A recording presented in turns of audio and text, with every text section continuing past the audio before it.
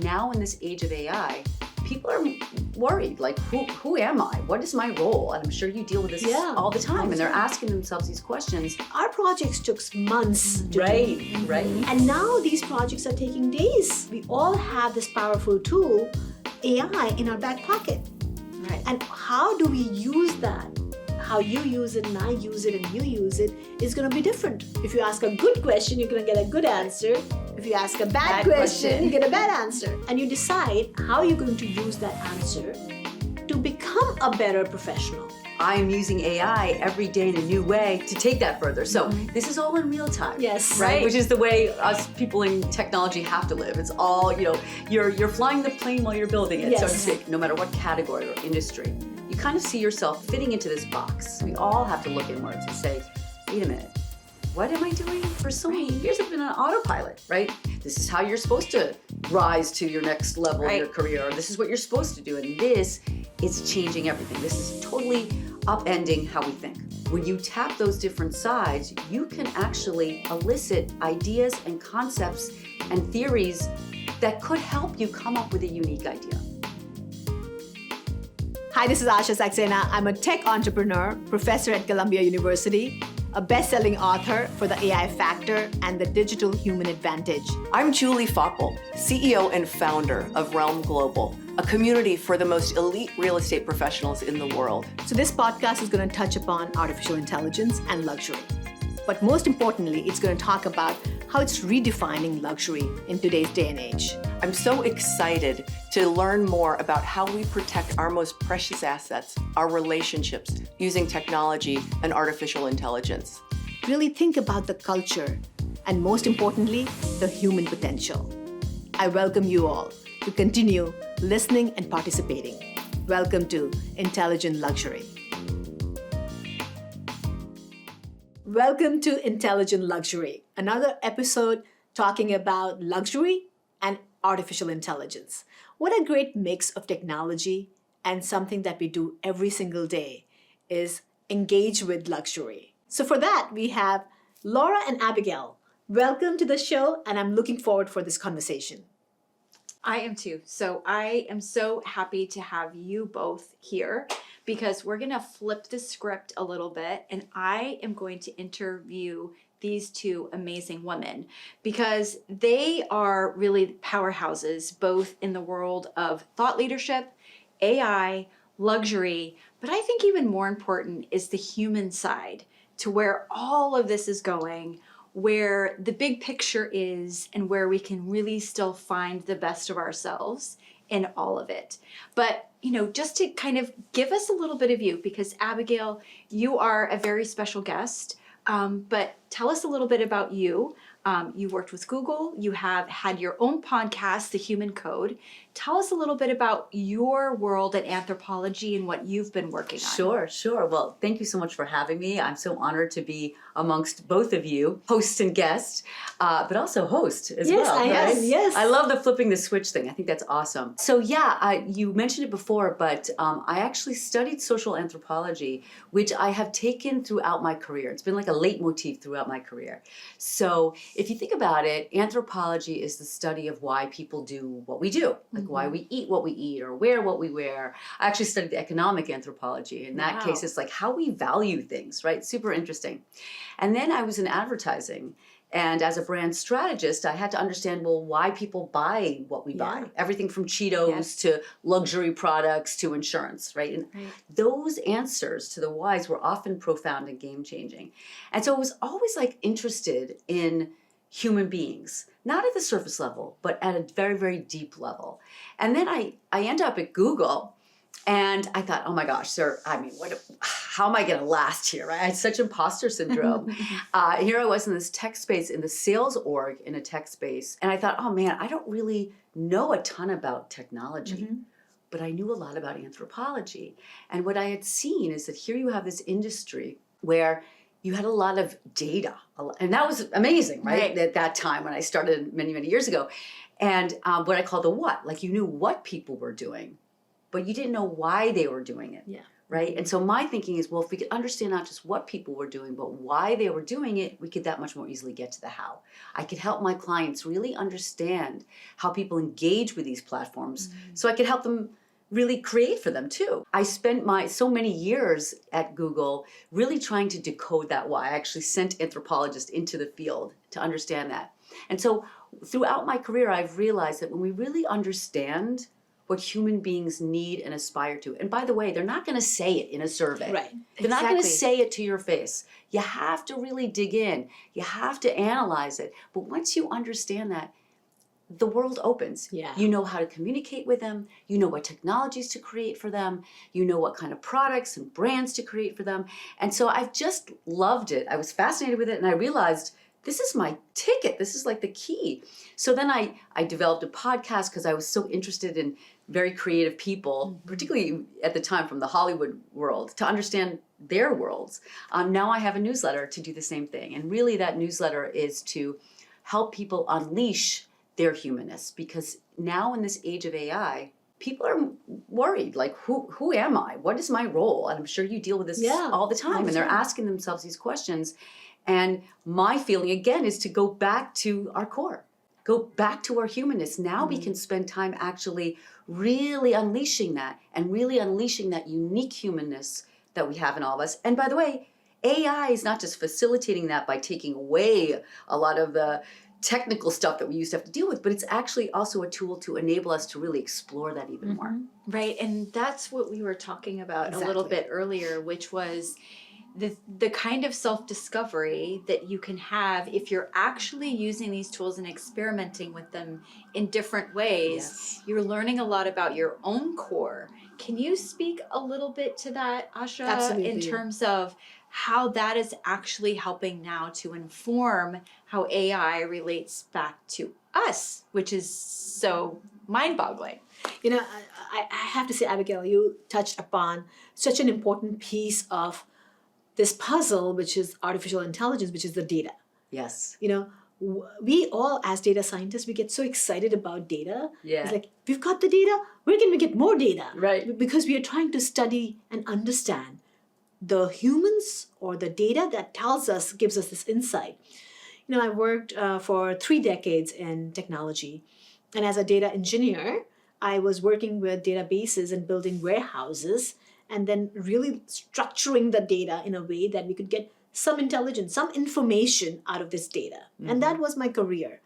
And then you fast forward, you're working with these models as machine learning is evolving to really take all that information, not only understand, our projects took months to do. Right. And now these projects are taking days. Right. You can very quickly look at the vast amount of data, and you know, we call it deep learning, is when you use that information to learn deeply about the topic in a very quick, short time to be able to see the results. And that's where the human side comes. We all have this powerful tool, AI, in our back pocket. Right. And how do we use that? How you use it and I use it and you use it is going to be different. And it's going to give us different answers because we're asking different questions. I love that. I totally agree with that. And so when you ask different questions, you get the different answer. If you ask a good question, you're going to get a good answer. If you ask a bad question, you get a bad answer. Right. And then you get these choices of answer, and you decide how you're going to use that answer to become a better professional, to become a more empathetic human, to become someone who cares about providing value at every room you walk into. And I think Fascinating. that's what this technology makes us, you know, helps us differentiate ourselves from somebody else. Absolutely.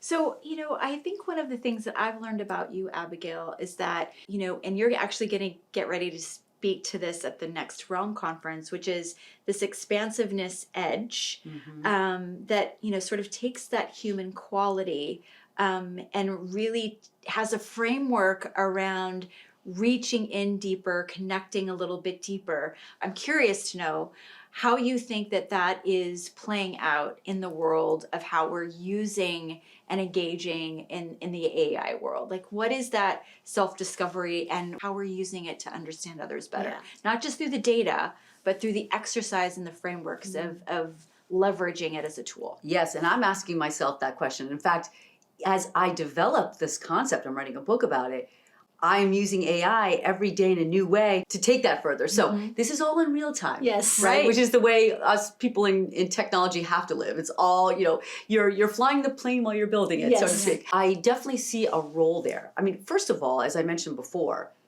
the very fact that there is this thing called AI, it is challenging all of us, right? So we're asking ourselves questions we didn't ask before, right? That we're asking ourselves like, well, what is my role in this new era? Like, I expected to do XYZ for 30 years. I can't expect that anymore, right? So it's, whether you call that fear or just a new sense of self-awareness, just the entity of AI is kind of forcing that. It's a forcing function with that, which I think is a good thing, because we all have to look inwards and say, wait a minute, what am I doing? Who am I? Because we're on, we for so many years have been on autopilot, right? This is how you're supposed to rise to your next level in your career, or this is what you're supposed to do, and this is changing everything. This is totally upending how we think. Okay, so that's number one. Then, of course, it's the tool itself that you can use, right? So the first step in this notion of expansiveness, whether you want to call it getting your expansiveness edge or really an expansiveness challenge, really, is to say, okay, well, what are the components of me? In so many worlds that we're in, no matter what category or industry, you kind of see yourself as this, fitting into this box, right? I'm a marketer. Yes. Or I am a data analyst. Or and that's the box you're in, and people like to put you in a box because we as human beings, we need to compartmentalize, right? That's how we can make sense of the world. There's too much data. There's too much information. So we like to put people in boxes. That's why we have brands, right? Okay. But the fact is, we are way more than just a marketer or a data scientist or an author. We're also women. Maybe we grew up in another country. Yes. Maybe we speak a fourth language. Maybe we are training for the marathon. All these different sides of ourselves, we tend to kind of eschew and think they have no relevance to our careers. But the fact of the matter is, when you tap those different sides, you can actually elicit ideas and concepts and theories that could help you come up with a unique idea, right? And this is the basis of creativity. So I speak a lot about creativity. I've been in the creative world for a very long time. And at the heart of creativity is the concept of combining different notions, unlike notions, to come up with something novel, right?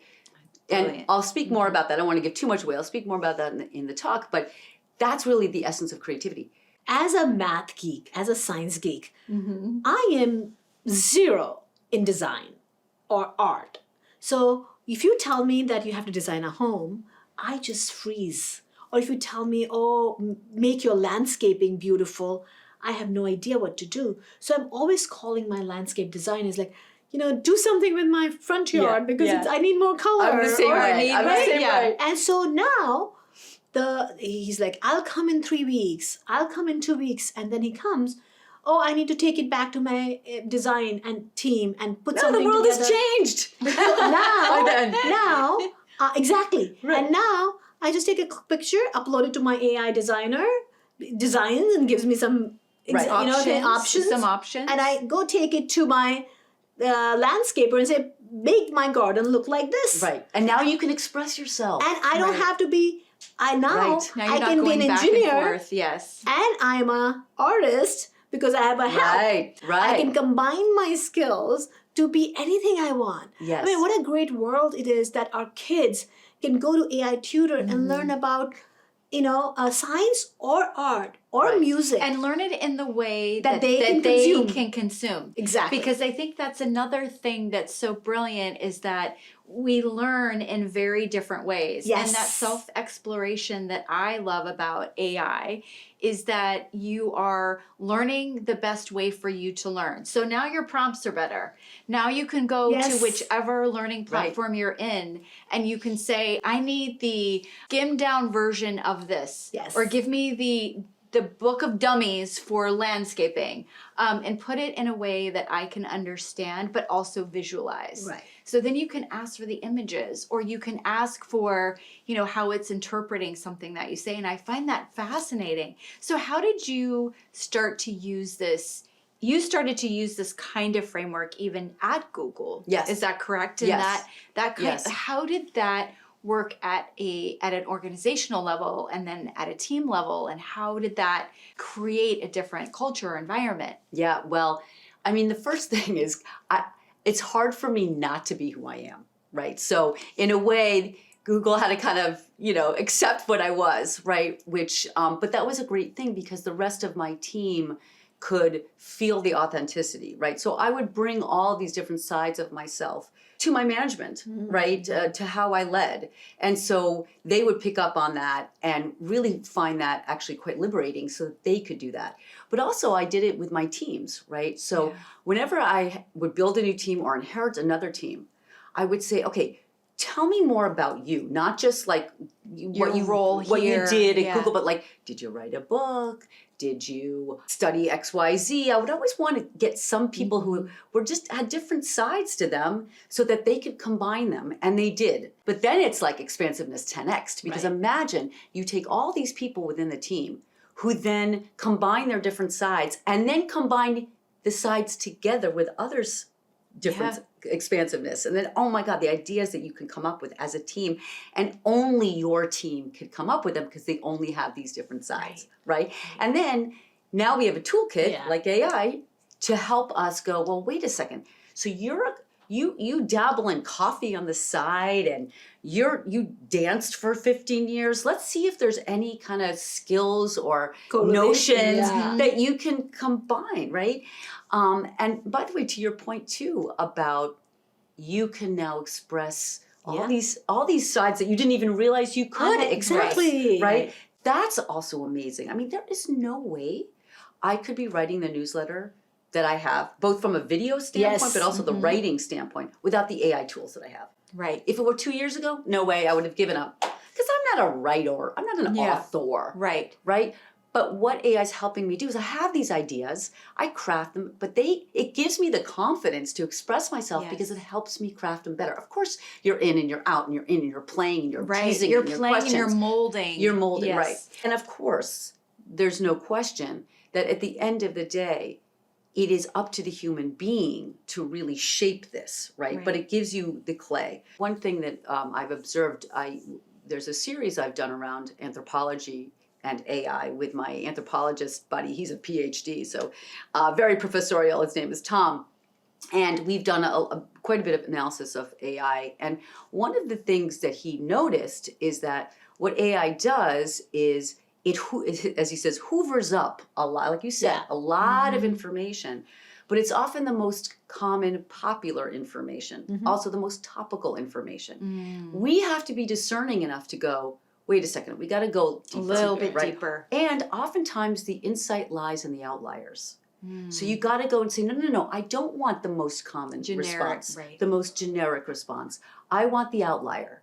So we have to That's a good know prompt. the kinds of questions. Right. Give me the outliers. Right? So it's not just tell me what I need to know, maybe tell me a little bit deeper what I need to know. But you have to push it. You have to challenge it. Yes. Right?